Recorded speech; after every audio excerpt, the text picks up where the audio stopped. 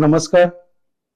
આજે તારીખ 21 જૂન 2026 રવિવારના રોજ સવારે 10 કલાકે શાસન સમ્રાટ ભવન ઓડિટોરિયમ હોલ, હઠીસિંહની વાડી, દિલ્હી દરવાજા બહાર, અમદાવાદ ખાતે પરમ પૂજ્ય આદરણીય શ્રી વિજયશીલ ચંદ્ર સુરીશ્વરજી મહારાજ સાહેબની પ્રેરણાથી હઠીસિંહ કેસરીસિંહ ટ્રસ્ટના ઉપક્રમે હોમ કોમ્યુનિકેશન દ્વારા શબ્દ સંપદા શીર્ષક હેઠળ જૈન સાહિત્ય સર્જકો અને પ્રશિષ્ટ કૃતિઓ વિશેના વ્યાખ્યાનનું આયોજન કરવામાં આવ્યું છે.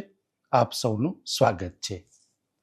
આજે શબ્દ સંપદા અંતર્ગત જૈન સાહિત્ય સર્જક લબ્ધિચંદ્રજીના જૈન સાહિત્ય ગ્રંથ વિદ્યાવિલાસ રાસ વિશે માન્ય શ્રી પિંકીબેન પંડ્યા તેમજ જૈન સાહિત્ય સર્જક પ્રીતિ વિજયજીના જૈન સાહિત્ય ગ્રંથ 12 વ્રત રાસ વિશે માન્ય શ્રી અભયભાઈ દોશી વક્તવ્ય આપશે.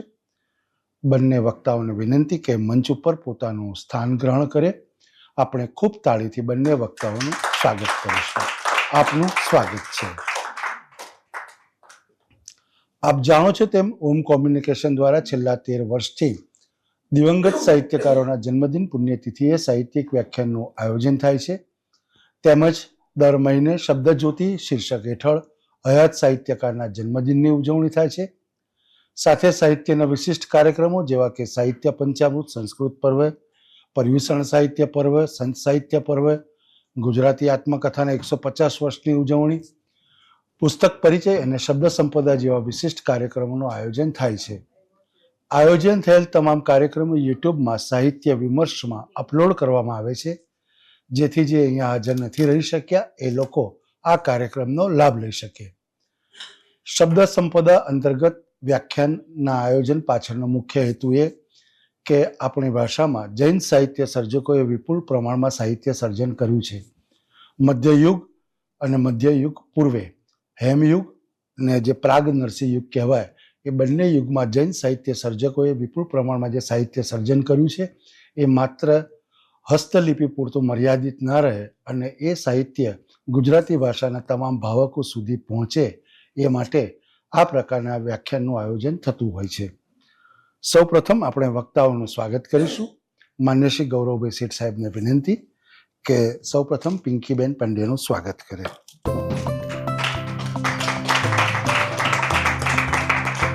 ગૌરવભાઈ શેઠ સાહેબને વિનંતી કે અભયભાઈનું સ્વાગત કરે.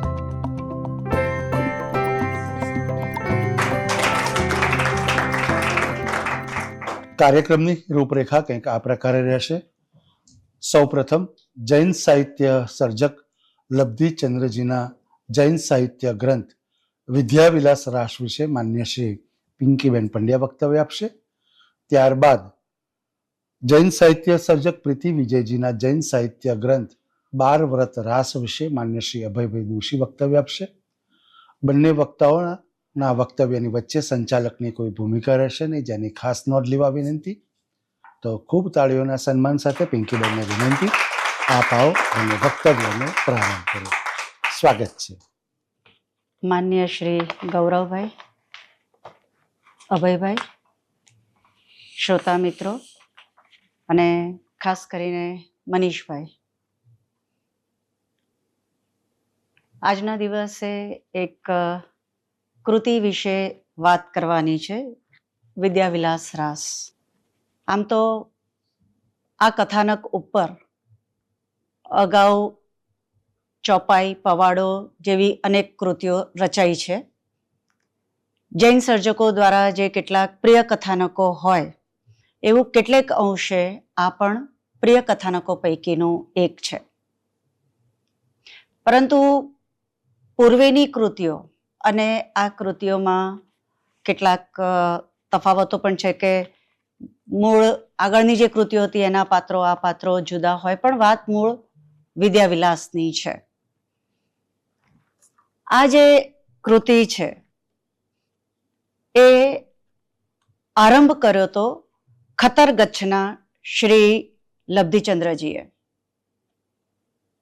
પણ સંજોગો વશાત એ ન રહ્યા હોવાથી આ કૃતિ અધૂરી રહી અને ત્યાર પછી શ્રી તપગચ્છના નેમરુચિજી મહારાજ સાહેબે આ કૃતિને પૂરી કરી. એટલે 2 સર્જકો દ્વારા રચાયેલી આ કૃતિ છે.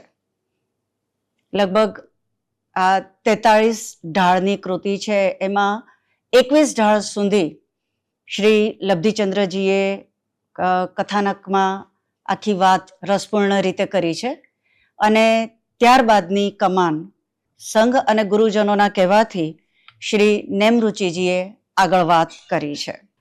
આનો જે સમય છે જે એમણે જણાવ્યો છે એ પ્રમાણે સંવત 18 અને 21 શાકે 1686 ચૈત્ર માસ શીત પક્ષ પૂર્ણિમા ગુરુ દિને પૂરણ વહીએ રે. એટલે 1821ની સંવત અને શક સંવત 1686 એટલે આપણે ઈસવીસનની રીતે જોઈએ તો 4 એપ્રિલ 1765માં આ કૃતિ રચાઈ છે. એમાં એમણે જે સ્થાન આપ્યું છે એ કહે છે કે ગુરુજનોએ જે એમને આદેશ કર્યો તો તસ શિષ્યોએ આદર કરીને રચ્યો વેલાકુલ માહે. આ એક શબ્દ રસપ્રદ છે. વેલાકુલ માટે તપાસ કરી તો જૂના કોઈ ચોક્કસ નગરોમાં વેલાકુલ એવા કોઈ નગરનું નામ નથી મળતું, પણ વેલાકુલનો એક અર્થ મળે છે બંદર, કે જ્યાં આગળ દરિયાઈ જહાજો આવે છે. વેલા એટલે જ્યાં ભરતી ઓટ છે તે, અને કુલ એટલે કિનારો. તો જે વેલાકુલ છે એટલે કે કોઈક બંદરના સ્થાને આ જગ્યા હોય એવું બની શકે. એટલે જૂની હસ્તપ્રતોમાં ખંભાત સાથે અથવા તો સુરત સાથે અથવા તો ભરૂચ સાથે આપણને આ વેલાકુલ શબ્દનો નિર્દેશ મળે છે. દાખલા તરીકે સંવત 1466 વર્ષે માર્ગશીર્ષ વદી 10 શુક્ર દિને સ્તંભ તીર્થ વેલાકુલ સ્થાને પૂજ્ય શ્રી વિજયસેન સુરી ચરણ કમલ સેવકેન લિખિતમ પ્રશસ્તિ વહિયમ. તો સ્તંભ તીર્થ વેલાકુલની વાત કરેલી છે. એ જ રીતે ઇતિ શ્રી ભૃગુ કચ્છ વેલાકુલ સ્થાને નર્મદા સરિત તટે શુભ દીપાવલી મહોત્સવે શાહ નાનજી લિખિતમ આત્માર્થે. એ રીતે એક દસ્તાવેજ મળેલો છે. તો ત્યાં આગળ ભૃગુ કચ્છ એટલે કે ભરૂચ વેલાકુલની વાત છે. સુરત માટે પણ સ્વસ્તિ શ્રી સૂર્યપુર વેલાકુલ શુભ સ્થાને પૂજ્ય નવલરામ જોગ, આપણા જે નર્મદ પાસેથી કેટલાક દસ્તાવેજો મળ્યા હતા એમાં આનો ઉલ્લેખ છે. આ જોવાનું એક કારણ એ પણ હતું કે આ કૃતિને જ્યારે ઉકેલવાની થઈ ત્યારે એની ભાષા પૂરેપૂરી આપણે જેને અત્યારની ગુજરાતીની નજીકની આપણે કહીએ કે જે આપણને પ્રેમાનંદ કે અખામાં મળે છે એ પ્રકારની નથી, પણ સાથે સાથે આપણે 14મી કે 16મી સદીમાં જે કૃતિઓની ભાષા જોઈએ છે એ પ્રકારની પણ ભાષા નથી, થોડીક જુદી ભાષા છે. આપણે આગળ ઉદાહરણો જોઈશું એટલે ખ્યાલ આવશે કે આ વખતના જે રાજકીય સામાજિક પરિસ્થિતિ છે એના કારણે આ કૃતિનું ભાષા સ્વરૂપ કેટલું વૈવિધ્યસભર છે. આ કૃતિનો જે ઉદ્દેશ છે એના સર્જકો કહે છે એ પ્રમાણે દાનશીલ તપ ભાવ સમાચારી પરમાદ પરહો ટાલી. આ બધાને ટાળો. દશવિધ સંયમનો ખપ કરજો લેજો આતમ અજુઆલી. આત્માને અજવાળી લેજો. 10 સંયમને આપણા જે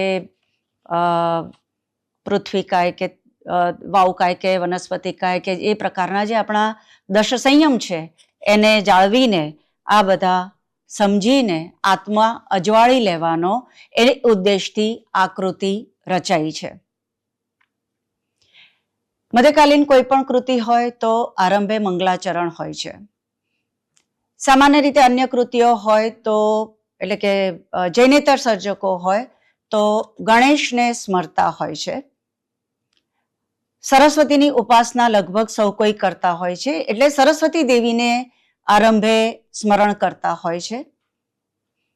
આપણને કેટલાક રાસ અને અન્ય જૈન સાહિત્ય કૃતિઓમાં એ પણ જોવા મળે છે કે જે તીર્થંકરને ધ્યાનમાં રાખીને અથવા તો જે શ્રાવકને ધ્યાનમાં રાખીને કૃતિ રચાઈ હોય એવા ઈષ્ટદેવને પણ આરંભે મંગલાચરણમાં એમની સ્તુતિ થતી હોય છે. અહીંયા આગળ મંગલાચરણ નવકાર છે. અરિહંત દેવ હિયે ધરી નમુ સિદ્ધ ભગવંત, આચાર્યજ ઉવજ્જાયતિમ નમુ સાધુ ગુણ ભગવંત. પંચ પરમેશજી ધ્યાવતા ટલી દુરિત દુઃખ જાલ, પરભવે શાસતા સુખી હુઈ ફલ મનોરથ માલ. પહેલા નવકારનું પંચ પરમેશજીનું ધ્યાન કરે છે, પછી શ્રુત દેવી સમરું સદા, શ્રુત દેવી સરસ્વતી માતા, શ્રુત દેવી સમરું સદા સુગુરુ ચરણ ચિતલાય, ગુરુને વંદન છે. ભગતી જુગતી વંદી કરી કહીસ કથા સુખદાય. અને પછી એ જણાવે છે કે વિદ્યા વિલાસ તણી કથા કહીસ્યું મતિ અનુસાર, ઉત્તમ ના ગુણ ગાવતા લહીએ ભવનો પાર. આપણે જેમને સાંભળીએ એના ગુણને આપણે જીવનમાં ઉતારવાની કોશિશ કરીએ તો ભવ પાર થાય, એવી અપેક્ષાથી વિદ્યા વિલાસના ગુણ ગાવાના ઉદ્દેશથી આ કૃતિ રચાઈ છે. સર્જકની જે વાત કરી એમ આ કૃતિના અંતમાં સર્જક પોતે જ કહે છે, ભવ્ય જીવને તારણ હેતુથી લબ્ધિ નિજ છંદે રે, લબ્ધિ અને નેમ બંને નિજ છંદે રે, ખતર ગચ્છે થયા શ્રી સુવિહિત, લબ્ધિ ચંદ્ર ઇસી નામે, લબ્ધિ ચંદ્ર આ જ નામથી ખતર ગચ્છમાં થયા. અંતરાયથી રહ્યો અધૂરો, કેમ તે સભામાં વંચાય. ગ્રંથ અધૂરો રહે તો સભામાં કેવી રીતે વંચાય. ભવાન ચંદ્ર ખતર ગચ્છ કેરો, ચિંતે પુરાણ જો રચાય. એ લોકોએ વિચાર્યું કે આ ગ્રંથ પૂરો થવો જોઈએ. તો રૂડું ઇમ ગોષ્ઠ કરંતે નેમ રુચિ સ્યુ નિત્ય, ચિંતે પુરાણ જો રચાય. ત્યારે એમણે નેમ રુચિને આ ગ્રંથ માટે વિચાર્યું. તપગચ્છપતિ ધ્રમસુરીને વારે, સાધુ થયા આચારી. અને પછી એમની ગુરુ પરંપરા જણાવે છે.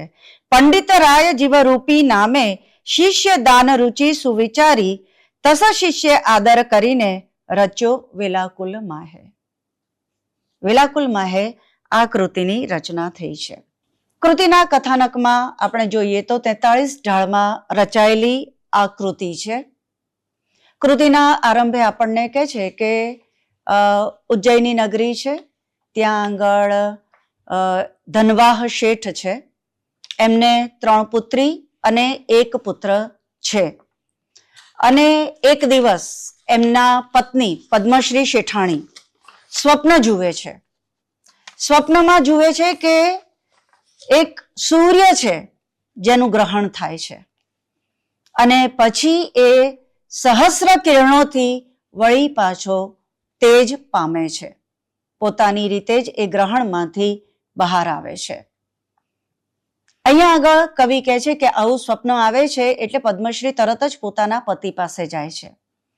આપણા જૈન કથાનકોમાં આ વાત લગભગ બહુ સામાન્ય રીતે જોવા મળે છે કે થનારી માતા જ્યારે સ્વપ્ન જુએ છે ત્યારે ઉઠીને એ પોતાના પતિના ખંડમાં જાય છે. આપણે ત્યાં સામાન્ય રીતે જે હોય કે દંપતી એક જ રૂમમાં સાથે હોય અને તરત પતિને ઉઠાડીને જણાવે, એ રીતે નથી હોતું. લગભગ આ રીતનું નિરૂપણ હોય છે કે પત્ની ઉઠી અને બીજા ખંડમાં જાય જ્યાં પતિ સૂએ છે અને ત્યાં આગળ જઈને પતિને વાત કરે. તો પતિ તરત જ કહે છે કે સ્વપ્ન તો એવું લાગે છે કે કોઈક કુળવાન રત્ન આપણને પ્રાપ્ત થશે, પણ તેમ છતાં એ કોશિશ કરે છે કે કોઈક સ્વપ્ન જાણનારને, કોઈ નૈમિત્તિક પાસેથી આની માહિતી મેળવી શકાય. અને તરત જ એ એના માટે તપાસ કરાવે છે. એક નૈમિત્તિક મળે છે. નૈમિત્તિક કહે છે કે એ કુળવાન રત્ન તમને પ્રાપ્ત થશે, પણ હમણાં તમે કોઈને આ વાત જણાવશો નહીં. અને ત્યાર પછી એ પત્ની સગર્ભા છે એટલે એની એક એનો ઉત્સવ જેવું પણ કરે છે, આપણે સેલિબ્રેશન જેને કહીએ એવું પણ કરે છે. પણ ત્યાં આગળ એ માત્ર પત્ની ગર્ભવતી છે એટલું જણાવવા પૂરતો જ એ વાત કરે છે. એ કુળવાન રત્ન એને પ્રાપ્ત થવાનું છે એની એ જાણ કરતો નથી. સભાનપણે એ વાતને છુપાવે છે, કારણ કે નૈમિત્તિકે એને એ પ્રમાણે કરવા કહ્યું છે. અને ત્યાર પછી એને પુત્ર થાય છે જેનું નામ રખાય છે ધનસાગર. આપણને જણાવે છે, ઝડપથી કથા આગળ ચાલે છે, કે ધનસાગર 8 વર્ષનો થાય છે, એને શાળામાં મૂકવામાં આવે છે, પણ એ ત્યાં આગળ ખૂબ ઉપદ્રવો કરે છે, તોફાન કરે છે. આપણને કવિ જણાવે છે કે પણી તે ભણે નહીં, કૃત કર્મે રામંતી કરે ઘણેરી. એ ભણે નહીં, એને એવું છે કે હું તો બુદ્ધિશાળી છું અને એટલે એ રમ્યા કરે છે, તોફાન કર્યા કરે છે. અધ્યાપકની હાક ન માને, માર સાર ન ગણેરી. અધ્યાપકને પણ એ સાંભળતો નથી, બીજા બધાને પણ સાંભળતો નથી, અને છોકરાને પણ પીટે કૂટે ઝૂંટે લાવીએ રાવ ઘણેરી. બહુ ફરિયાદો આવે છે એની. માત તાત શિખામણ દે, પણ આંકસ કોઈ ન ગણેરી. પણ એને કોઈનો ડર નથી. એક દિન રાજકુમારને કૂટ્યો, રાજા સોણી બહુ કોપ્યો, પટહસ્તી આગળ લઈ નાખ્યો, ન રહે કીણનો ગુપ્યો. રાજકુમારને પણ એણે એકવાર ખૂબ માર્યો. એટલે પછી રાજા ખીજાયો, ને રાજા વધારે ન ખીજાય એટલા માટે થઈ અને પછી શેઠે એને બહાર મોકલવાનું બંધ કરી અને ઘરમાં જ રાખ્યો. પણ એક દિવસ ધનવાસ શેઠને વિચાર આવ્યો કે મારા પુત્રોને પૂછું કે એ લોકો આગળ કેવી રીતે કરવા માંગે છે. તો 3 પુત્રોએ જુદી જુદી રીતે કીધું કે ભાઈ, એક જણે કીધું કે હું વેપાર કરીશ, એક જણે કીધું કે હું પરદેશ ખેડવા જઈશ, એક જણે કહ્યું કે હું અનાજનો વેપાર કરીશ. જ્યારે ધનસાગરને બોલાવીને પૂછવામાં આવ્યું તો એણે કીધું કે ઘર નિર્વાહ ઈણી પરે રે, કરસ્યું મોરા તાતરે. ઘરના નિર્વાહનું તો મારા પિતા કરે જ છે, એમાં મારે કઈ કરવાની જરૂર જ નથી. ભલી પરી કલબલ કોઈ કેલવી રે, કઈક હું યુક્તિ કરીશ, રાજ લેવું સુવિખ્યાત રે. પણ હું કોઈક રાજ લઈશ. એટલે પિતાને થયું કે જો આ કોઈક સાંભળી જાય તો એમ થાય કે હું રાજા વિરુદ્ધ કંઈક વિદ્રોહ કરવા માંગુ છું.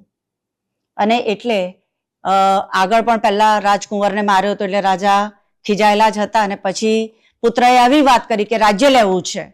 એટલે એમને થયું કે આ જો વસ્તુ બહાર જાય તો રાજાનો ક્રોધ પોતાના પર ઉતરે અને તો પોતાનું ઘર ખેદાન મેદાન થઈ જાય, અને એટલે ગુસ્સાથી એમણે પુત્રને કાઢી મૂક્યો.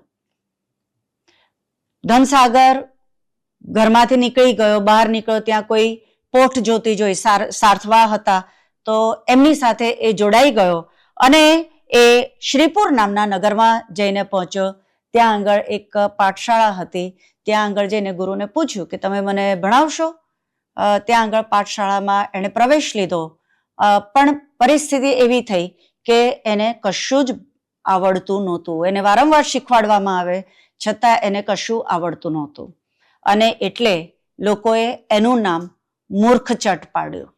નામ હતું એનું ધનસાગર, પણ હવે એનું નામ પડે છે મૂર્ખચટ.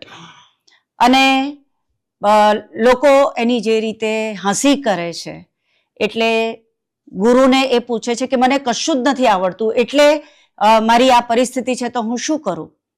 એટલે ગુરુ એને કહે છે કે તું વિનય રાખ, સૌ કોઈ સાથે વિનય રાખીને વર્ત.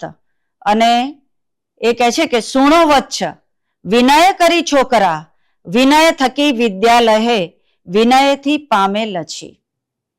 વિનયથી વિદ્યા પણ આવશે, વિનયથી લક્ષ્મી પણ આવશે.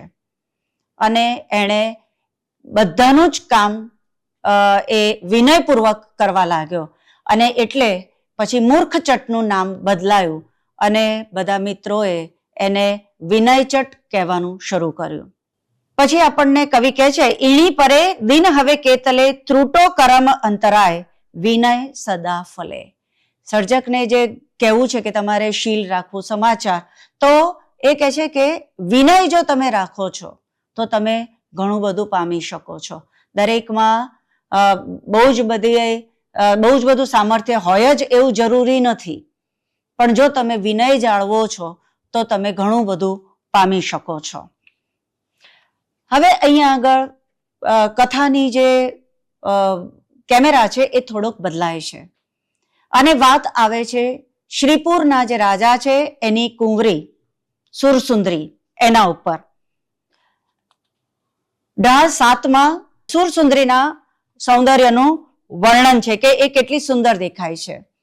આ વર્ણન જે છે એ સામાન્ય રીતે જૂના કથાનકોમાં નાયિકાના સૌંદર્યને જે વર્ણવાતું હોય એ જ પ્રકારનું છે. કમલ નયન અણિયાલા મધ્ય કીકી અલી જેમ કાલા, અલી એટલે ભમરો, દીપ શિખા જેમ નાસા સરલ તીખી શુભ વાસા અધર પ્રવાલ સુરંગા બિંબ ફલ સરસ સુચંગા. એ પ્રમાણે આખી એની જે દેહયષ્ટિ છે એનું વર્ણન કરેલું છે. હવે ત્યાં આગળ જ શ્રીપુરનો પ્રધાનનો જે દીકરો છે એ પણ ત્યાં જ ભણે છે અને એ પણ દેખાવડો છે, ભણવામાં હોશિયાર છે અને એટલે સુરસુંદરીને એના માટે લગાવ છે. અને સુરસુંદરી એને સામે ચાલીને કહે છે કે મને તું પસંદ છું, હું તારી સાથે જોડાવા માંગુ છું. એટલે પ્રધાનનો જે પુત્ર છે એ એને સમજાવવાની કોશિશ કરે છે કે તું રાજકન્યા છું, હું પ્રધાનનો પુત્ર છું, આપણા બે વચ્ચે આવો કોઈ સંબંધ શક્ય નથી. એ આવી બધી ઘણી બધી તુલના કરે છે કે કિહા સરસવ કિહા મેરુગીરી, ક્યાં સરસવ અને ક્યાં મેરુ પર્વત, કિહા ખર કિહા કેકાણ, કિહા મુખમલ ખાસર કિહા મૂરખ કિહા જાણ, ક્યાં મૂર્ખો માણસ અને ક્યાં જ્ઞાની માણસ, ક્યાં માણસ ક્યાં દેવતા, ક્યાં પિત્તળ ક્યાં સોનું, ક્યાં કસ્તુરી અને ક્યાં લસણ. બધી ખાસી આવી બધી તુલના કરીને કહે છે કે આપણા બેનું સાથે હોવું શક્ય નથી, આપણા બંનેનું સ્તર એક નથી. પણ કુંવરી પોતાની વાત પર અડેલી રહે છે કે મારે તો તારી સાથે જ લગ્ન કરવું છે. એટલે પછી પ્રધાનનો પુત્ર છે એ વિચારે છે કે મેં તો એને એક જ શાળામાં ભણીએ છીએ એટલે મેં તો ભાઈ બહેનની જેમ જોયેલું છે, આ વસ્તુ શક્ય નથી. પણ આ તો જો ખીજાય તો વાઘણ જેવી ખેલે કંઈક ઘાત, એ કંઈક ઊંધું ચત્તું વર્તી બેસે તો શું કરવું. અને એટલે એણે નક્કી કર્યું કે એની હામાં હાએ હા કરવી. અને એટલે કુંવરીએ એને એક દિવસ કીધું કે આપણે બંને અહીંયાથી ભાગી જઈએ. એને સંકેત સ્થાન પણ આપે છે કે આપણે અહીંયા આગળ આ દિવસે આ રાત્રે તું અહીંયા આવજે, ત્યાંથી તું મને લઈ જજે. પ્રધાન હાએ હા કરે છે અને પછી એ વાત કરે છે, એટલે કે પ્રધાનમંત્રી જે છે એટલે પ્રધાનમંત્રીનો જે પુત્ર છે એ વાત કરે છે વિનયચટ સાથે અને એને કહે છે કે મારા બદલે મારો વેશ લઈ અને તું અહીંથી ચાલ્યો જા. વિનયચટને એવું થાય છે કે આવતી લક્ષ્મીને થી આપણે ક્યાં લક્ષ્મી ચાંદલો કરવા આવે ને કપાળ ધોવા જવું, એટલે ભલે આ રીતે થતું એમ કરી અને એ ત્યાંથી જતા રહેવા માટે હા પાડે છે. અને જવાનો જે દિવસ છે એ પહેલા એને એમ થાય છે કે કુંવરી કેટલી બધી બુદ્ધિશાળી છે, પોતાને કશું આવડતું નથી, ભલે પોતે વિનયથી મેળવી રહ્યો છે સૌનું પ્રેમ, પણ પોતે તો મૂર્ખ છે ખરેખર તો. એટલે એક દિવસ જ્યારે શિક્ષક નથી ત્યારે એ ત્યાં આગળ શાળામાં બધી શોધખોળ કરે છે. ત્યાં આગળ એને સરસ્વતી માતાની મૂર્તિ મળે છે. ત્યાં સરસ્વતી માતાને એ આરાધના કરે છે, એમની પ્રાર્થના કરે છે, પણ લાગે છે કે કંઈ થઈ નથી રહ્યું. એટલે એને એમ થાય છે કે આના કરતાં તો મરી જવું સારું તો પછી. અને એ શિરચ્છેદ કરવા તૈયાર થાય છે ત્યારે સરસ્વતી માતા એને પ્રસન્ન થાય છે અને કંઠે ધરે શસ્ત્ર જેહવે રે સાહસ ધરી દ્રવે દરે તૂઠી સરસ્વતી કહે વિદ્યા આવશે જ ઉઠી, તને વિદ્યા પ્રાપ્ત થશે. અહીંયા આગળથી એ સરસ્વતી માતાનું વરદાન મેળવે છે. હવે અહીંથી એ વાર્તા આગળ વધે છે. જ્યાં સંકેત સ્થાન હતું, અમાસની રાત હતી, ત્યાં આગળ એ સંકેત સ્થાને ઘોડા ઉપર જઈને ત્યાં આગળ રથ લઈને જે ગયો છે ત્યાં આગળ એ પહોંચે છે અને ત્યાં કુંવરી પણ પોતાની દાસી સાથે અથવા તો સખી સાથે ત્યાં આગળ આવી છે અને તરત જ ઉતાવળ હોવાને કારણે એ આની સાથે વિનયચટ સાથે ધનસાગર સાથે ગોઠવાઈ જાય છે અને એ લોકો ત્યાંથી નીકળે છે. ધનસાગરને ખબર છે કે કુંવરી પણ પોતાને ઓળખે તો છે જ, એટલે એ કાંઈ બોલતો નથી કે અંધારાને કારણે ચહેરાથી તો ઓળખાય એવું નથી, પણ બોલી જાય તો પણ ખબર પડે એટલે એ કાંઈ બોલતો નથી. કુંવરીને નવાઈ લાગે છે કે પોતાનો પ્રિયતમ કેમ કાંઈ બોલી નથી રહ્યો, એટલે જાત જાતની સમસ્યા પણ પૂછે છે, પણ એ કાંઈ જ જવાબ આપતો નથી. અને જ્યારે સવાર પડે છે ત્યારે સુરસુંદરી જુએ છે કે પોતે જ એની જોડે ભાગી આવી છે, એ તો કોઈક બીજું જ છે. અને એટલે અહીંયા આગળ એ એવું કહે છે કે હવે એની હાલત ચકલી જેવી છે કે જેના ગળામાં બોર ફસાઈ ગયું છે, ના તો એને કાઢી શકે છે ના તો એને ગળી શકે છે. ઘરેથી ભાગી આવી છે એટલે પાછી જઈ શકે એમ નથી, અને પોતાનો પ્રિયતમ નથી એટલે એની સાથે રહી શકે તેમ નથી. અને એટલે એની જે સખી અથવા તો દાસી છે એ એને કહે છે કે હવે આ જે પરિસ્થિતિ છે એને સ્વીકારવા સિવાય તારી પાસે બીજો કોઈ વિકલ્પ નથી.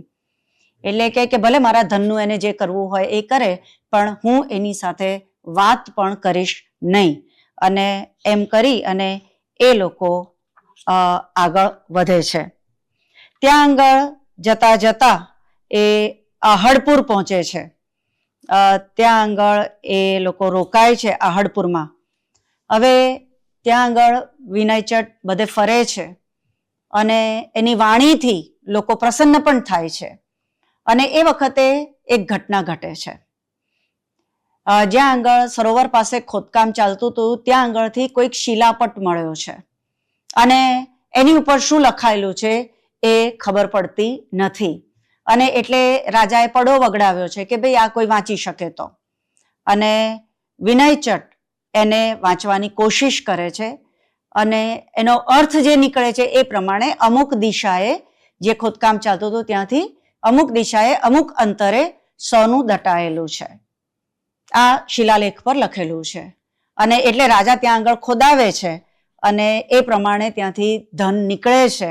અને એટલે હવે એને ચોથું નામ મળે છે અને એ છે આપણા કૃતિના નાયકનું નામ વિદ્યાવિલાસ, કે જેની પાસે આટલી વિદ્યા છે કે જે લોકોને કંઈક પ્રબોધી શકે છે અથવા તો આવી કોઈ સમસ્યાઓ ઉકેલી શકે છે, એવો વિદ્યાનો વિલાસ કરવાવાળો આ નાયક છે.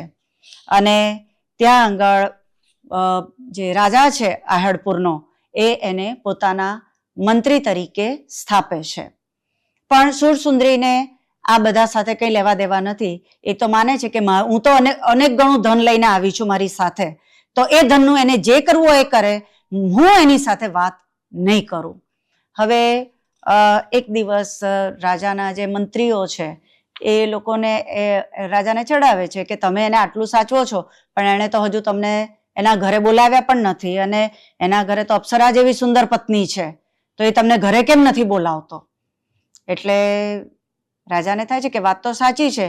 અને એક દિવસ જ્યારે વિદ્યાવિલાસ સભામાં આવે છે ત્યારે એને કહે છે કે મને તારા ઘરે આવવાની ઈચ્છા છે. હવે રાજા જ્યારે સામેથી કહે ત્યારે તો એની પાસે બીજો કોઈ ઉપાય જ નથી, એટલે કહે છે કે ભલે પધારો. પણ હવે એને એ છે કે રાજા જ્યારે ઘરે આવે ને પોતાની પત્ની તો પોતાની સાથે વાત પણ નથી કરતી, તો પોતે જો કોઈને આમંત્રણ આપે છે તો એને એ કેવી રીતે સાચવશે. હવે આ ચિંતામાં છે એટલે એ ઘરે જઈ અને પેલી દાસી સાથે વાત કરે છે કે તું તારી સ્વામીની સાથે વાત કરી જો કે આમાં શું, એ જો એણે કંઈક કરવું જોઈશે એમ. એટલે પેલી તો ના પાડી દે છે કે એને જેને બોલાવવા હોય એને બોલાવે, મારે એની સાથે કોઈ અર્થ નથી. એટલે પેલી સખી એને સમજાવે છે કે ઝઘડો જે છે એ તમારા બંનેનો છે, અંદરનો ઝઘડો, ઘરનો ઝઘડો બહાર અન્ય લોકોને શા માટે જાણ થવી જોઈએ. આ જ રીતે આડકતરી રીતે સભાને પણ કવિ ઉપદેશ આપે છે કે અંદરના ઝઘડાને બહાર લાવવાની જરૂર હોતી નથી, એમાં જ વિનય છે. હવે દાસી આ વાત સમજાવે છે એટલે સુરસુંદરી એને કહે છે કે ભલે પણ એક શરત છે કે મારા જેવી બીજી 16 કન્યાઓ હોવી જોઈશે. પેલો વિદ્યાવિલાસ કહે છે કે ભલે એ વ્યવસ્થા થઈ જશે, પણ આમ કરતા બી રાજા તો સચવાશે ને. અને એટલે જ્યારે રાજા જમવા માટે આવે છે ત્યારે 17 સુંદરીઓ લગભગ સરખા શણગાર સાથે એને ખાવાનું પીરસી રહી છે. એટલે જે હેતુથી પેલા મંત્રીઓએ એને ચડાવ્યો હતો કે એની તો સુંદર અપ્સરા જેવી પત્ની છે એ જોવી હતી, એ તો એને ખબર જ નથી પડતી. એને રાજા તરીકે ચોખ્ખે ચોખ્ખું પૂછી ન શકે કે આમાંથી તારી પત્ની કઈ છે. એટલે રાજા વિચારે છે કે હવે બીજો કંઈક ઉપાય કરવો પડશે. તો શું ઉપાય કરવાનો? તો સભામાં એ એક દિવસ એવું કહે છે કે મને રાત્રે સપનામાં યક્ષ આવ્યો હતો અને એણે ક્રોધ કર્યો મારા ઉપર, અને એટલે મેં એને પૂછ્યું કે આનું નિવારણ શું હોઈ શકે? તો કે એમણે એવું કીધું કે તમારા ત્યાં જેટલા યુગલ છે એ આવીને મારી સામે નૃત્ય કરે તો એમ કે આ રીતે હું સર્વનાશ નહીં કરું. એટલે હવે બધા યુગલોએ યક્ષ સામે નૃત્ય કરવાનું થશે. હવે ફરીથી પ્રશ્ન આવીને ઉભો રહે છે કે વિદ્યાવિલાસ અને એની પત્ની એટલે કે સુરસુંદરી, જે બે જણા સાથે છે જ નહીં, એ લોકો કેવી રીતે યુગલ નૃત્ય કરશે? એટલે પેલી જે દાસી છે પાછી કુંવરીને સમજાવે છે. એટલે કુંવરી કે હું નૃત્ય તો કરીશ પણ એની સાથે નહીં કરું. એટલે જ્યારે એમનો સમય આવે છે ત્યારે સુરસુંદરી નૃત્ય શરૂ કરે છે અને એ વખતે વિદ્યાવિલાસ વીણા વાદન ચાલુ કરે છે. એટલે એ લોકોનું યુગલ નૃત્ય થાય. અને જે રીતે એ વીણા વાદન કરે છે ત્યારે સુરસુંદરીને થાય છે કે હું મારા પતિને કલાવિહીન માનતી હતી, મૂર્ખ માનતી હતી, એટલો એવો તો એ નથી. અને પરિણામે એના હૃદયમાં પતિને સ્વીકારવાની ભાવના જાગે છે. અહીંયા આગળ યુગલ નૃત્ય પૂરું થાય છે. હવે સુરસુંદરીનું મન પણ પતિ માટે રીઝ્યું છે. એ વખતે નૃત્ય આખો સમારંભ ને બધું જે પૂરું થઈ જાય છે, સુરસુંદરી જે છે તો અન્ય મહિલા વૃંદ જતું તો એની સાથે જતી રહે છે, પણ આ જે છે વિદ્યાવિલાસ એ રોકાઈ ગયો છે, કારણ કે એના હાથની વીંટી જે હતી એ ક્યાંક પડી ગઈ છે અને એ એને શોધવા માટે મથે છે. વીંટી મળતી નથી, પણ એ પાછો આવે છે ત્યાં સુધીમાં પોળનો દરવાજો બંધ થઈ ગયો છે. રાજા અંદર જતો રહ્યો હતો, રસાલો અંદર જતો રહ્યો હતો, એટલે દરવાજો બંધ થઈ ગયો હતો. હવે દરવાજો ખુલવાનો નથી. એટલે વિદ્યાવિલાસ કૂદીને જવાની કોશિશ કરે છે અને એ વખતે એને સાપ ડંખે છે અને થોડું થોડું ચાલીને હજુ આગળ જાય ત્યાં સુધીમાં તો સાપનું ઝેર ચડવાને કારણે એ બેભાન થઈ જાય છે અને પડી જાય છે. ત્યાં આગળ જે મહેલ છે એ એક વેશ્યાનો છે અને રાત્રે જાગતી વેશ્યાને અવાજ સંભળાય છે. એ બહાર આવીને જુએ છે. આવી રીતે એક સુંદર પુરુષ પડેલો છે. એને એ સાપનું ઝેર ઉતારવાની આખી દવાઓ આપે છે અને પરિણામે એનું ઝેર ઉતરી જાય છે. પોતાના જીવન રક્ષકને વિદ્યાવિલાસ કહે છે કે તમે મારું જીવન બચાવ્યું છે તો તમે જે કહેશો તે હું કરીશ. એટલે પેલી તો વેશ્યા છે, એ એમ કહે છે કે તો પછી હવે તારે મારી આજ્ઞામાં રહેવાનું. વિદ્યાવિલાસ કહે છે ભલે. અને ત્યાં આગળ વિદ્યાવિલાસ હવે વેશ્યાના ઘરે છે. પણ વેશ્યા શું કરે છે? એ બધા જે મંત્ર તંત્ર જાણે છે એના ભાગરૂપે એના પગમાં એક દોરો બાંધી દે છે, જેના કારણે એ પોપટ થઈ જાય છે. એટલે દિવસ દરમિયાન વિદ્યાવિલાસ પોપટ રૂપે રહે અને રાત પડે મૂળ રૂપમાં આવે અને જે વેશ્યા છે એ એની સાથે આનંદ કરે. રંગે વિલાસ રમે નાનાવિધ, વેશ તણી આસ્યા ફલી. રાત્રિ સમય જ્યારે એને મૂળ રૂપમાં આવી જાય છે ત્યારે એ એની સાથે જુદી જુદી રીતે વિલાસ રમે છે. હવે આ બાજુ સુરસુંદરી જે છે, જેના મનમાં હવે પોતાના પ્રિયતમની એટલે વિદ્યાવિલાસ માટે હવે પ્રિયતમ તરીકેની ભાવના જાગી છે, પણ એ પછી એને જોવા જ મળ્યો નથી અને એટલે એને અતિશય ચિંતા થઈ રહી છે કે આ ક્યાં ગયો. અહીંયા આગળ આ સાંભળવા જેવું છે. ઇતલા દિન વેકામ ગમાડ્યા મૂરખપણે. આટલા દિવસો જે વિતાવ્યા એ પોતે મૂર્ખની જેમ વિતાવ્યા. હિવે જો હુઈ હામ, હવે એને સ્વીકારવાની હિંમત થઈ તો વાલમ કેથા ગયો. અહીંયા આગળ આ શબ્દ ભાષાની રીતે મહત્વનો છે.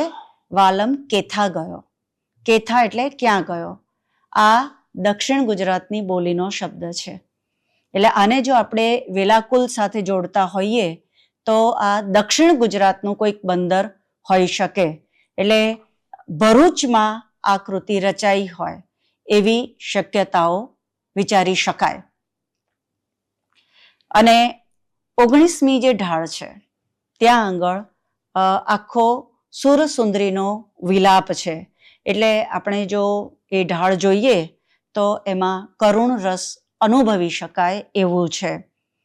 અહીંયા આગળ આપણને જ્યારે કશુંક થાય તો આપણને તરત એવું થાય કે મેં એવા કેવા પાપ કર્યા કે મારે આ ભોગવવાનું થયું.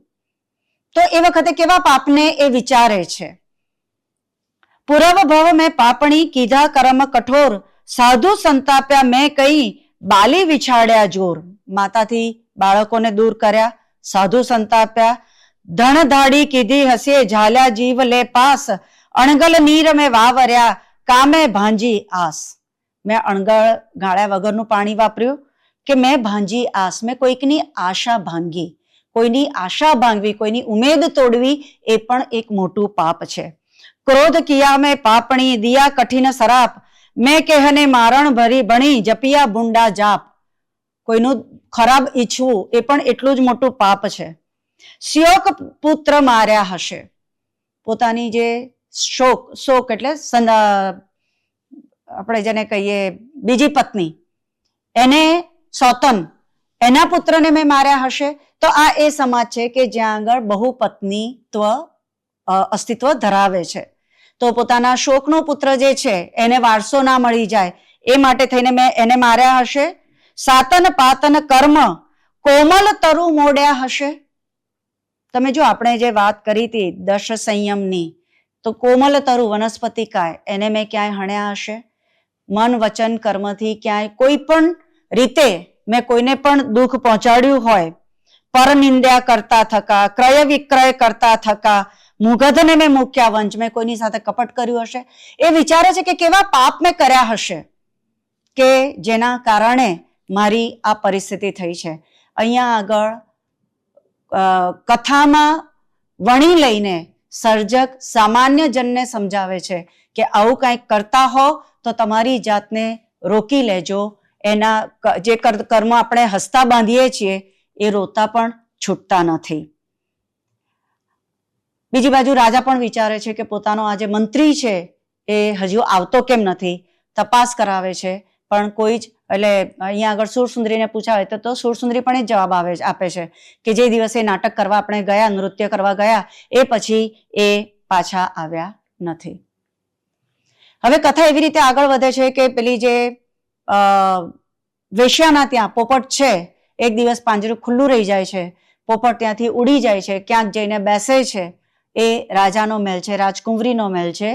ત્યાં આગળ એ દાસી જે છે એ એને પકડી લે છે અને એ વખતે કુંવરી જુએ છે કે આ પોપટના પગે દોરો બાંધેલો છે અને એટલે એ દોરો છોડે છે તો મંત્રી પોતાના મૂળ રૂપમાં આવે છે અને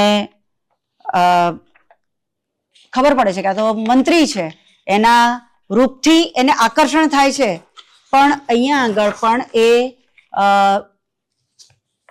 કુંવરીને, રાજાની કુંવરીને ચોખ્ખું કહી દે છે કે મેં તો વેશ્યાને વચન આપેલું છે, એની આજ્ઞા સિવાય હું કાંઈ પણ નહીં કરું. એ પોતાના મૂળ રૂપમાં પાછો આવ્યો છે તો એ એવું નથી કહેતો કે તમે રાજાને તાત્કાલિક જાણ કરો અથવા તો મારા ઘરે તાત્કાલિક જાણ કરો, કશું જ નહીં. એ માત્ર એટલું જ કહે છે કે હું વેશ્યાની આજ્ઞા પ્રમાણે કરવા બંધાયેલો છું. અને એટલે પાછી પેલી જે કુંવરી છે એ એના પગે દોરો બાંધી દે છે. એટલે વળી પાછો એ પોપટ રૂપે વેશ્યાને ત્યાં ચાલ્યો જાય છે. એટલે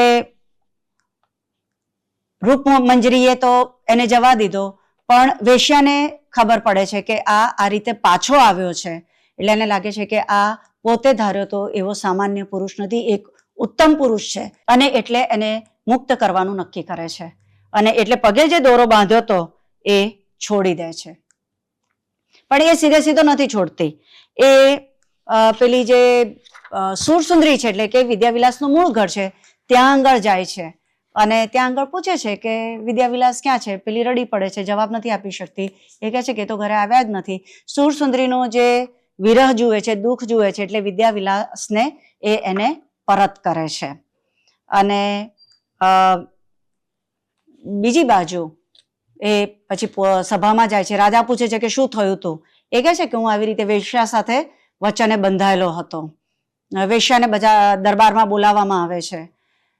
ઇન બિટવીન રાજાને ખબર પડે છે કે એની દીકરી રૂપસુંદરી એ મંત્રી સાથે પરણવા માંગે છે.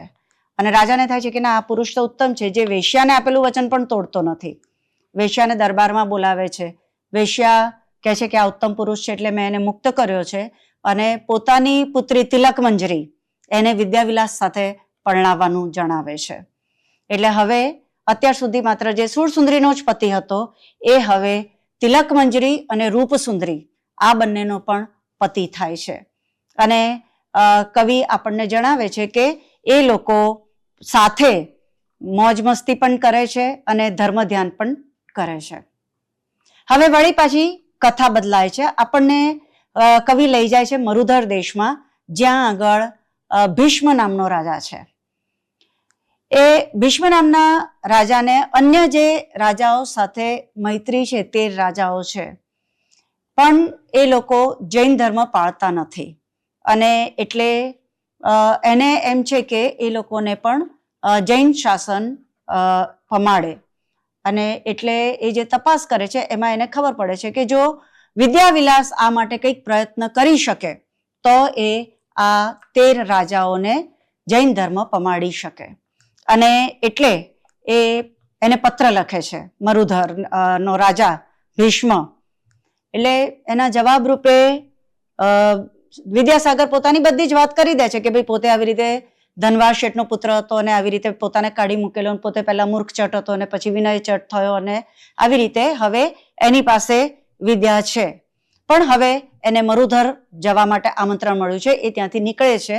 રસ્તામાં સિદ્ધાચલ એટલે કે પાલિતાણા આવે છે. ત્યાં એ આદિશ્વર પ્રભુની ઉપાસના કરે છે. અને ત્યાં આગળ પ્રભુને એ જે રીતે શ્રદ્ધાથી પ્રણમે છે, જે રીતે એમને પૂજા કરે છે, એ શ્રદ્ધાને કારણે ચક્કેશ્વરી દેવી પ્રસન્ન થાય છે. અને એમને પૂછે છે કે તને શું વરદાન આપું? તો એ પરકાયા પ્રવેશનું વરદાન માંગે છે. ત્યાંથી એ લોકો આગળ વધે છે. ગઢ ગિરનારમાં પણ ત્યાં આગળ યાત્રા કરે છે. ત્યાં આગળ પણ આપણને આ રીતે જ જ્ઞાનની વાતો વણી લેવાય છે. હવે બીજા એક રાજાની વાત આવે છે. નીલીનગર છે એ પોતાની પુત્રીને જાત જાતની સમસ્યા પૂછે છે કે કોણ ચડિયાતું, કોણ ઉતરતું, અને એ પ્રકારની. અને એની પુત્રી ચંદ્રાવલી એને એ પ્રકારના જે જવાબો આપે છે એના કારણે રાજા પ્રસન્ન થાય છે એના ઉપર. હવે આ બાજુ પેલા મરુધરના રાજાએ પોતાની પુત્રી માટે સ્વયંવર રચ્યો છે. બધા 13 દેશના રાજાઓને બોલાવ્યા છે. અને એ વખતે સ્વયંવરમાં વિદ્યાવિલાસ વિચારે છે કે આ 13 રાજાઓને ધર્મ પમાડવો છે. એટલે એ પરકાયા પ્રવેશ કરે છે અને કુંવરી દ્વારા પોતાના ગળામાં માળાનું આરોપણ કરાવે છે અને બાકીના રાજાઓને સ્તંભિત કરે છે. અને એ લોકો જ્યારે જૈન ધર્મ સ્વીકારે છે ત્યારે એમને મુક્ત કરે છે. અને એ રીતે એ 13 રાજાઓ સાથે, અને 13 રાજાઓ પોતાની પુત્રીઓ સાથે એના લગ્ન કરાવે છે. અને પછી આ ચંદ્રાવલી નો પણ વિદ્યાવિલાસ સાથે વિવાહ થાય છે. એ પોતાના પરિવાર સાથે નગર તરફ જવા નીકળે છે. એ પોતાના નગર જાય છે જ્યાં આગળ માતા પિતા છે, ઉજ્જૈન. અને ત્યાં આગળ જઈ અને માતા પિતાનું મિલન થાય છે. અને ત્યાં આગળ આખું વર્ણન કરેલું છે કે એ કેટલી મોટી સભા ને કેટલા બધા હાથી ને ઘોડા ને કેટલા બધા તામઝામ સાથે એ ત્યાં પહોંચેલો છે. ત્યાં આગળ માતા પિતા સાથે એનું મિલન થાય છે. એટલે પિતાને ખબર પડે છે કે એણે આ રીતે રાજ્ય મેળવ્યું છે. ત્યાર પછી એ વળી પાછો આખા પરિવાર સાથે સિદ્ધાચલની યાત્રા કરવા જવાનું વિચારે છે. ત્યાં આગળ રસ્તામાં જ્યાં રોકાય છે ત્યાં આગળ યક્ષિણી જે છે એ એનું સૌંદર્ય જોઈને મોહિત થાય છે. યક્ષ બહાર હતો અને યક્ષિણી મોહિત થાય છે, પણ વિદ્યાવિલાસ એ વાત એની માનતો નથી. યક્ષ આ વાત જુએ છે, એના પર પ્રસન્ન થાય છે, એને દેવ વિમાન આપે છે અને એ વિમાનમાં બેસીને એ સપરિવાર સિદ્ધાચલ જાય છે. અહીંયા આગળ પણ વર્ણન જે બધા કરેલા છે, વિમાનના વર્ણન અથવા તો આખા પરિવારની વચ્ચે દેવની જેમ શોભતા વિદ્યાવિલાસની વાત એ કરે છે. ત્યાં આગળ શ્રીપુર પહોંચે છે, ત્યાં ગુરુ જ્ઞાન તિલક આવેલા છે. એ જ વખતે કોઈક વિદ્યાધર આવે છે અને એને વિદ્યાવિલાસને જોઈને જ સ્નેહ ઉપજે છે. રાજાને એ ગુરુને પૂછે છે કે શા માટે મને આના માટે પ્રેમ જન્મે છે, સ્નેહ જાગે છે. ત્યારે ગુરુ એને જણાવે છે કે પૂર્વજન્મમાં આવી રીતે તમે મિત્રો હતા અને એ જે છે વિદ્યાવિલાસ એ પૂર્વજન્મમાં જુઠ્ઠું બોલ્યો હતો, એટલે વિગતો છુપાવી હતી અને શ્રાવક હોવાને કારણે પત્નીએ સમજાવ્યા પછી 3 દિવસ પછી એણે બધી જ વાત જણાવી દીધી, કશું છુપાવ્યું નહીં. એટલે પૂર્વજન્મના મિત્ર હોવાને કારણે વિદ્યાધરને સ્નેહ જાગ્યો છે. અને ત્યાર પછી આપણી જે જૈન કથાઓમાં સામાન્ય રીતે થતું હોય છે એ પ્રમાણે કથા આગળ વધે છે કે પોતાનો પૂર્વજન્મ સાંભળી અને સંસાર માટે વૈરાગ્ય જાગે છે અને પછી દીક્ષા લે છે, આરાધના કરે છે અને મોક્ષ તરફ ગતિ કરે છે. અને અંતે પ્રશસ્તિમાં એમણે પોતાનો પરિચય આપ્યો છે, સમય અને સ્થળ જણાવ્યા છે, જેની આપણે આગળ વાત કરી છે. આમાં સર્જકની રીતે વાત કરીએ તો ઘણી બધી જગ્યાએ આપણને વાર્તામાં ગાબડા લાગે છે, અમુક જગ્યાએ કથા એકબીજા સાથે જોડાતી નથી અથવા તો પાત્રમાં પણ આપણને અમુક વસ્તુ સમજાતી નથી કે દાખલા તરીકે ધનસાગર તરીકે એ એટલો ઉદ્ધત હતો કે શિક્ષકની પણ હાક નહોતો સાંભળતો, મિત્રોને મારઝૂડ કરતો હતો, રાજકુંવરને એટલો માર્યો હતો કે રાજા ખીજાઈ ગયો હતો. એ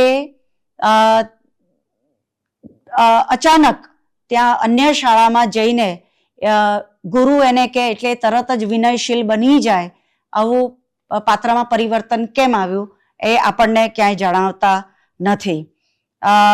વિનયથી અંતરાય દૂર થયો એવું આપણને જણાવે છે, પણ પછી વિદ્યાવિલાસ તરીકે એ અન્ય ક્યાં ક્યાં એ વિદ્યાઓ પેલા શિલાલેખને જે ઓળખે છે એ સિવાય બીજે ક્યાંય આપણને એ વિદ્યા વિશે જાણવા મળતું નથી, જેના કારણે એનું નામ વિદ્યાવિલાસ પડ્યું છે.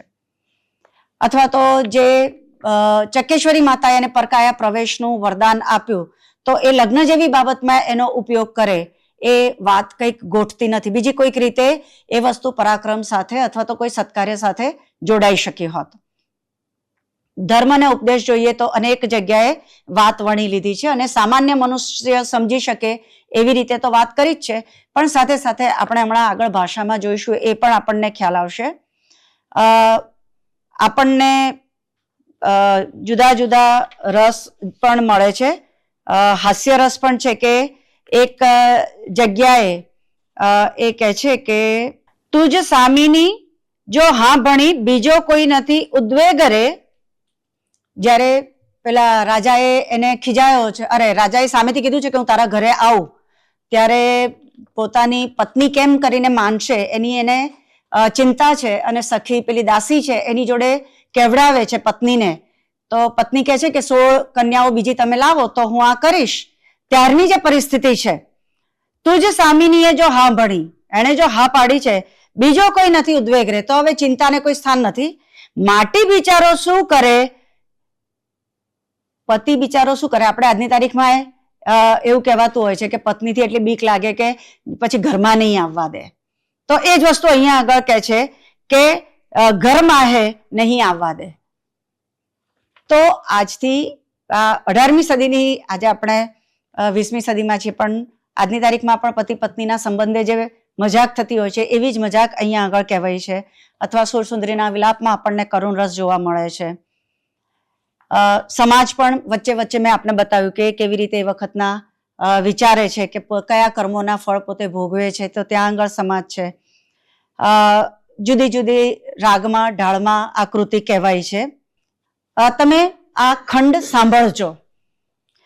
આગલેથી નેજા ઉડે અંબારી સોનેરી જુડે, હાથિયારી ઘટા મદવારી મેઘ ઝુંબે જ્યું, ધોરી આરી ઘુમણીસ્યું માનું જગ ઘેર લિયો જે પેદલા પાલખી આખી લખી ફોજ બીજ જ્યું નગારાચી ધોંસ બજે ધણણ અંબર ગરજે રાજે બીચ આપ છત્ર ચામરાસું બીજે જ્યું એસી જાની બહુતાન ગીત જ્ઞાન ઘણે માન જે ભાટ ભણ તે સબે સિંગાર રાજે જ્યું. એ જે પેલી જાન ગઈ છે એનું આ વર્ણન છે. હવે તમે જુઓ કે સામાન્ય રીતે જૂની ગુજરાતી આપણે જ્યારે સાંભળતા હોઈએ છીએ ત્યારે ઘણી બધી વાતો સમજાતી હોય છે. આ એક પદ્યખંડ એટલા માટે લીધો છે કે આમાં જુદી જુદી ભાષાના શબ્દો અથવા તો વિભક્તિ પ્રત્યયો અથવા તો શૈલી આપણને આમાં મળે છે. દાખલા તરીકે આ જે છે નગારાચી ધોસ બજે ધણણ અંબર ગરજે એ ડિંગળના પ્રભાવે છે. ડિંગળ આપણે જો જોઈએ ચારણી સાહિત્ય તો એમાં આ પ્રકારના યુદ્ધના વર્ણન અથવા તો આવા તામઝામના વર્ણન માટે આ પ્રકારના રવાનુકારી શબ્દોનો પ્રયોગ થતો હોય છે. અથવા તો આગલેથી આગળથી તો ત્યાં આગળ જૂની ગુજરાતી છે. તો એવી રીતે અહીંયા આગળ જે છે જ્યું મેઘ ઝુંબે જ્યું જેમ મેઘ ઝૂમે જ્યું એટલે જેમ અથવા તો બજે એટલે વાગે છે અથવા માનું માનો જગ ઘેર લિયો માનું એટલે કે માની લો કે જગ ઘેરાઈ ગયું છે. તો આ બધું જે છે એમાં બ્રજ ભાષા અને ખડી બોલી જેને આપણે કહી શકીએ એવા ભાષાના પ્રયોગ છે. નગારાચી નગારા શબ્દ ફારસી છે અને ચી પ્રત્યય મરાઠી છે. હવે આ વસ્તુ એટલા માટે મહત્વની છે કે આપણે જે વેલાકુલની વાત કરી સુરત છે ભરૂચ છે અથવા તો ઇવન ખંભાત છે તો એ સમયગાળો છે કે જ્યારે જુદા જુદા નવાબોના ત્યાં આગળ શાસન છે. એટલે ફારસી શબ્દો અને ફારસી દ્વારા અરબી શબ્દો એ વખતના સમયગાળામાં પ્રવેશેલા છે. એટલું જ નહીં ત્યાં આગળ એ વખતે મરાઠાઓ વારંવાર આવતા હતા, હુમલા કરતા હતા અથવા તો જુદા જુદા કર ઉઘરાવતા હતા. એટલે મરાઠાઓનો પણ એટલો જ પ્રભાવ છે. તો અહીંયા આગળ એ મરાઠી ભાષાનો પ્રત્યય ચી આપણને દેખાય છે. રાજે બીચે આપ છત્ર. હવે રાજે બહુવચન છે રાજા પણ એની પાછળ એ પ્રત્યય છે એ અપભ્રંશનો છે જે બહુવચન દર્શાવે છે. બીચે આજની તારીખમાં પણ આપણે બીચ મેં હિન્દીમાં ગુજરાતીમાં વચ્ચે તો એ હિન્દી પ્રકારનો પ્રયોગ છે. અને આપ છત્ર આપ એટલે પોતે તો હિન્દીમાં આ રીતે પ્રયોજાતું હોય છે પોતાના માટે અને એ રીતે આ આપ છે. છત્ર ચામરાસુ આસુ જે છે એ રાજસ્થાની પ્રત્યય છે. છત્ર અને ચામર વડે તો એ રાજસ્થાની પ્રત્યય છે. બીજે તો અહીંયા આગળ પણ બીજ એટલે કે વિદ્યુતની જેમ તો અહીંયા આગળ જોઈ શકાય છે કે અપભ્રંશ છે, જૂની ગુજરાતી છે, રાજસ્થાની છે, ખડી બોલી છે એટલે કે બ્રજભાષાની નજીકની છે, મરાઠી છે. આ એક જ ખંડમાં આપણે જોઈ શકીએ છીએ કે આ સર્જકની ભાષા ઉપર અન્ય સર્જક અથવા તો અન્ય ભાષાઓનો કેટલો પ્રભાવ છે અથવા તો એ સમયમાં જે ભાષા બોલાતી હશે એ અન્ય કેટલી ભાષાઓથી પ્રભાવિત હશે. હવે બીજું એક આ ખંડ સાંભળો, આખો નહીં બોલું પણ એક કડી. યદુક્તમ શાસ્ત્ર પ્રિય ઉક્તમ પડુત્તર અપ્પા નઈ ઉ વેયરણી અપ્પા પે કુડ સામલી અપ્પા કામ દુગાધેનું અપ્પા મેં નંદનવના. આપણું જે ઉત્તરાધ્યાયન સૂત્ર છે એમાંથી આ ખંડ લેવાયેલો છે. યદુક્તમ શાસ્ત્ર પ્રિય સંસ્કૃત જેવો આ પ્રયોગ છે અને ઉક્ત પડુત્તર પ્રત્યુત્તર રૂપે જે કહેવાયું છે તો અહીંયા આગળ આપણે જેને જૈન માગધી અથવા તો અર્ધ માગધી કહી શકીએ એનો પ્રયોગ અહીંયા આગળ થયેલો છે. એક જગ્યાએ આપણને પંજાબી ભાષાનો પણ દેખાય છે. સુરસિંદરી ઈણી પરે કહે સુણી તું મારહી ભેણ. ભેણ એટલે બેન. તો પંજાબી અથવા લહંદામાં બહેન માટે ભેણ શબ્દ પ્રયોજાય છે. અનેક એવા શબ્દો છે જે જૂની ગુજરાતીમાં અથવા તો બીજી રીતે આપણને સાંભળવા મળતા નથી. દાખલા તરીકે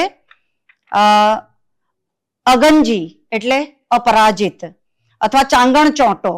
ચાંગણ ચોટો એટલે અત્યંત ચતુર, જમાર એટલે જીવન, લોછણડા એટલે આશીર્વાદ અથવા વિડાણા એટલે પરાયા, આવા પ્રકારના આપણે તદ્દન અપરિચિત લાગે એવા અનેક શબ્દો છે, જેના માટે લેખક પોતે કહે છે કે એમણે મધ્યકાલીન ગુજરાતી કોશ, એટલે લેખક નહીં સોરી સંપાદક, કે એમણે મધ્યકાલીન ગુજરાતી કોશ, ભગવદ્ ગોમંડલ મોટો કોશ, રાજસ્થાની શબ્દકોશ, શબ્દરત્ન મહોદધિ જેવા અનેક કોશ આ કૃતિને સંપાદિત કરવા માટે એમાંથી પસાર થવાનું થયું છે. અનેક અલંકાર પણ પ્રયોજાયેલા છે. સસનહી મન તડફડે મિલવાને નિર્ધાર, ઓછે જલ જીમ માછલી તીમ જૂરે વારંવાર, આવા અનેક ઉદાહરણ છે કે જેમ ઓછા જળમાં માછલી તરફડે એમ સુરસુંદરી પોતાના પ્રિયતમ માટે તરફડી રહી છે. આ કૃતિમાં જે કેટલીક મર્યાદા લાગી છે, એક તો મેં પહેલા કહ્યું એમ કે ધનસાગરના પાત્રનો યોગ્ય વિકાસ આપણને દેખાતો નથી, માત્ર સર્જક જ આપણને એના વિશે કહ્યા કરે છે, પાત્રને પોતાને ઉપસવા દેવાયું નથી અથવા તો એવું કેમ કર્યું એના કારણો આપણને મળતા નથી. બીજું અજુગતું એવું લાગ્યું કે જે વેશ્યા માટે કીધેલું કે એ દિવસ દરમિયાન પોપટને પોપટ સ્વરૂપે રાખતી હતી, રાત્રે મૂળ પુરુષ સ્વરૂપે રાખતી હતી અને એની સાથે વિલાસ કરતી હતી, તો જે પુરુષ સાથે વેશ્યાએ પોતે વિલાસ કર્યો હતો એની સાથે એ પોતાની પુત્રી કેવી રીતે પરણાવે. ત્યાર પછી આખી કૃતિમાંથી આપણે પસાર થતા હોઈએ તો વિવાહ ઉત્સવની વાત આવે, બધા કેવી રીતે વિવાહ માણી રહ્યા છે એ આવે. પછી અચાનક જ હમણાં જે મેં જૈન માગધીનો જે ખંડ વાંચ્યો, જે ઉત્તરાધ્યાયન સૂત્રનો છે, તો એ ખંડ આવે છે ને વળી પાછું પતિ પત્ની કેવો આનંદ કરે છે એ આવે છે. તો વિવાહની વાત થાય છે, એમાં પાછું આવે કે સુખ પણ આત્માને કારણે છે ને દુઃખ પણ આત્માને કારણે છે. તો જાણે વિવાહ ઉત્સવની વચ્ચે એક ખંડ ચોંટાડી દીધો હોય એવી રીતે લાગે છે, સહજ રીતે એક પ્રવાહિતાના ભાગરૂપે એ આવતો નથી. અને છેક છેલ્લે પૂર્વજન્મની જ્યાં વાત આવે છે ત્યાં વિદ્યાધરને એના માટે કેમ સ્નેહ ઉપજ્યો એ એક જ વાત કહેવાય છે. સામાન્ય રીતે મધ્યકાળની આવી જે કૃતિઓ હોય છે એમાં નાયકે જે દુઃખ ભોગવ્યા અથવા તો એ ભેગા થયા અથવા છૂટા પડ્યા, તો એના માટેના કારણો એમના પૂર્વભવની કથામાં વણી લેવાતા હોય છે. જ્યારે અહીંયા આગળ આ વિદ્યાવિલાસ પહેલા કેમ મૂર્ખ હતો, પછી એને આ બધું કેમ પ્રાપ્ત થયું, આટલી બધી કન્યાઓ સાથે જોડાયો તો પૂર્વજન્મમાં એના કયા સત્કાર્યો હતા, તો એ હેરાન થયો એની પાછળ કરેલા એના કર્મો અથવા તો એણે જે બધું પ્રાપ્ત કર્યું એની પાછળના એના કર્મો, આવી કોઈ પણ વાત આમાં ઉલ્લેખાયેલી નથી. એટલે આમાં કથા માત્ર સર્જક દ્વારા કહેવાઈ હોય એવું જ બન્યું છે. એટલે એ રીતે આ એક મધ્ય સ્તરની કથાકૃતિ છે એવું કહી શકાય. આપ સૌએ મને શાંતિથી સાંભળી એ બદલ આપ સૌનો આભાર.